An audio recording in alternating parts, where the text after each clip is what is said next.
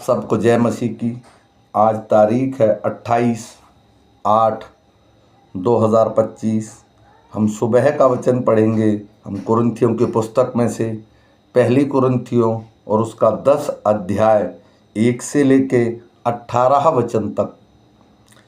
हे भाइयों, मैं नहीं चाहता कि तुम इस बात से अनजान रहो कि हमारे सब बाप दादे बादल के नीचे थे और सब के सब समुद्र के बीच से पार हो गए और सब ने बादल में और समुद्र में मूसा का बपतिस्मा लिया और सब ने एक ही आत्मिक भोजन किया और सब ने एक ही आत्मिक जल पिया, क्योंकि वे उस आत्मिक चट्टान से पीते थे जो उसके साथ साथ चलती थी, और वह चट्टान मसीह था। परंतु परमेश्वर उनमें से बहुतों से प्रसन्न न हुआ, इसलिए वे जंगल में ढेर हो गए।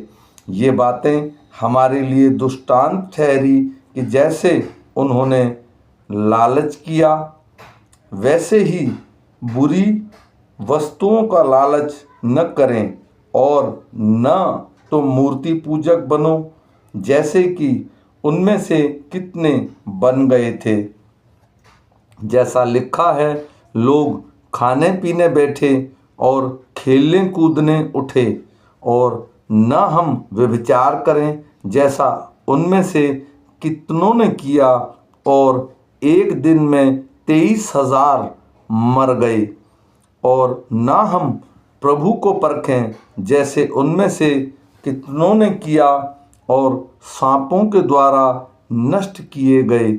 और ना तुम कुड़कुड़ाओ जिस रीति से उनमें से कितने कुड़कुड़ाए और नष्ट करने वाले के द्वारा नष्ट किए गए। परंतु ये सब बातें जो उन पर पड़ी दृष्टांत की रीति पर थी, और वे हमारी चेतावनी के लिए जो जगत के अंतिम समय में रहते हैं लिखी गई हैं। इसलिए जो समझता है मैं स्थिर हूँ, वह चौकस रहे कि कहीं गिर न पड़े। तुम किसी ऐसी परीक्षा में नहीं पड़े जो मनुष्य के सहने के बाहर है। परमेश्वर सच्चा है और वह तुम्हें सामर्थ्य से बाहर परीक्षा में न पड़ने देगा, वरन परीक्षा के साथ निकास भी करेगा कि तुम सह सको। इस कारण हे मेरे प्रियो, मूर्ति पूजा से बचे रहो। मैं बुद्धिमान जानकर तुमसे कहता हूँ, जो मैं कहता हूँ उसे तुम परखो। वह धन्यवाद का कटोरा जिस पर हम धन्यवाद करते हैं, क्या मसीह के लहू की सहभागिता नहीं?